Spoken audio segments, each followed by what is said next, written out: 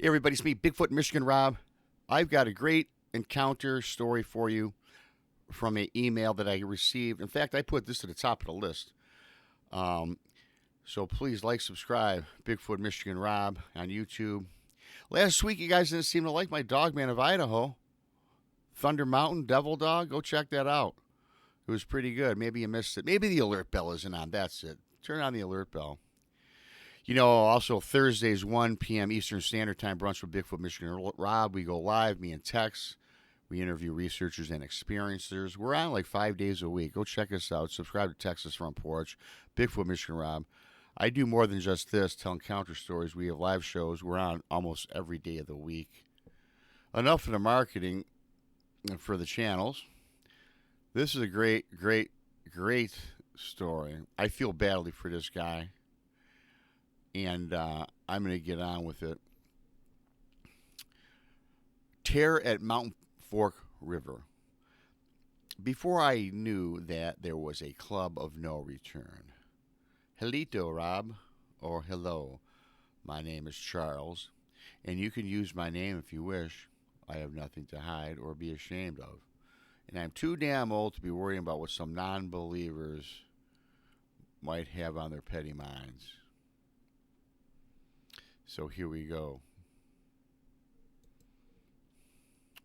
I'm of Native American and German heritage, precisely Cherokee and Choctaw, with a small amount of Irish, Scottish, and Bohemian thrown in the mix.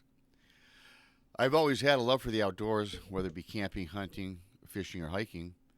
That is until this damn creature came and took it all away from me. I excelled in the Boy Scouts of America, football, baseball, and track. I worked as an oil field well service operator in the Texas oil field for 25 years. And then I went to work for the United States Postal Service and returned in 2017 after 33 years of service. Check that, 23 years of service. And so it begins. That day that I found out that there was a club of no return and that there was a giant creature known as Bigfoot. My encounter happened in 1974 and I was 21 years old. In 47 years, I never told anybody about this encounter, and I'm still dealing with PTSD. Now my encounter. I needed some downtime away from my oil field job, so I planned a vacation to Beavers Bend State Park in southeast Oklahoma during the first week of March in 1974. My pregnant wife of 6 months and I had planned to tent camp on the site, Mountain Fork River, below the dam on Broken Bow Lake for 4 days. So I rented the farthest south tent site, which was only 30 yards from a cement dam on the river. This made the upper portion for swimming, better kayaking, and better fishing.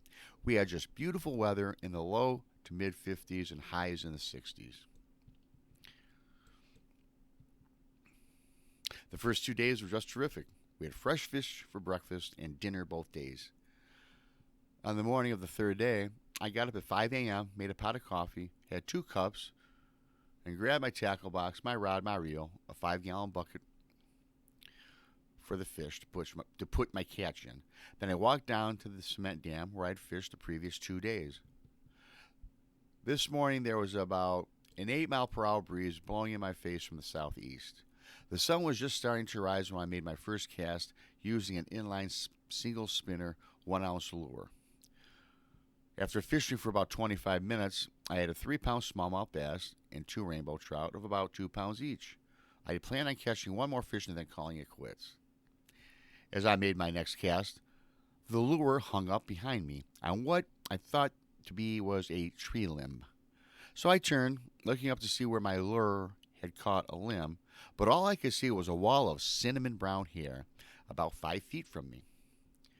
My lure had hung up upon the upper left chest of something that I didn't know existed. It was at least 11 foot tall, 5 feet wide across the shoulders, and somewhere between 1,100 to 1,200 pounds. His biceps were as big as my waist. I had a 32-inch waist. My eyes moved up to its face. It had a conical-shaped head. The eyes were as big as a Coke can and red. It was looking down at me and snarling. Its head looked to be at least 2.5 times the size of mine.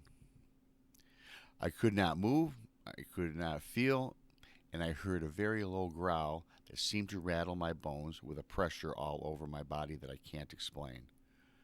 At this moment, Rob, I truly believe my life was over. I couldn't speak or scream, but I remember thinking, oh my God, I am so sorry for hurting you. Then, like turning off a light, everything went black and I passed out. I believe that was around 6:30 a.m. When I woke up, my watch read 7 a.m. I felt like I had been drained of all my energy and I had a terrible headache.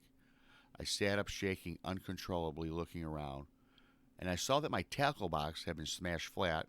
My rod was broken into 4 pieces, and the three fish that I had caught were taken out of the 5-gallon bucket. After regaining my composure, I saw 2 footprints where that damn thing had been standing. I had a measuring tape, so I measured both prints. They were 22.5 inches long, 10 inches across, the ball of the foot 7 inches across. I was still shaking uncontrollably, and I just had to get the hell away from there. So I picked up all my crushed and broken fishing equipment and carried it to a trash bin where I disposed of it. I walked back to camp, poured myself another cup of coffee, and waited for my wife to get up. After she explained the tent, after she exited the tent, I poured her a cup of coffee and she asked, how was the fishing this morning? I explained to her that during the night, someone had come into the camp and had stolen all of my fishing gear. Man, was she pissed. But that was a lot better than me trying to explain to her what I had actually seen and what had transpired down at the river. At this point, I was feeling so very lucky to still be alive and breathing. So I had one more cup of coffee and told my wife that I wasn't feeling quite up to par and I just wanted to go home. You know, I can't help but believe that damn creature had been watching me all this time, watching me fish. To this day, I still can't believe how that SOB snuck up behind me. I've given away most of my fishing gear. Only within the last couple of years had I been interested in finding out more about what took place that day. I lost my love for the outdoors. You know, back then I did not know about PTSD, Rob, but I'm pretty sure I have it now. That's what I'm experiencing. I experience night terrors at least once and sometimes twice a night. I scream, I kick, I punch whatever's around me. I wake up everybody in the house. I have a sense of something creeping up behind me, like a spider crawl position. Then I would turn and I would see this creature. I would see those red eyes. At this point, he would bounce to his feet. He would grab me in these dreams.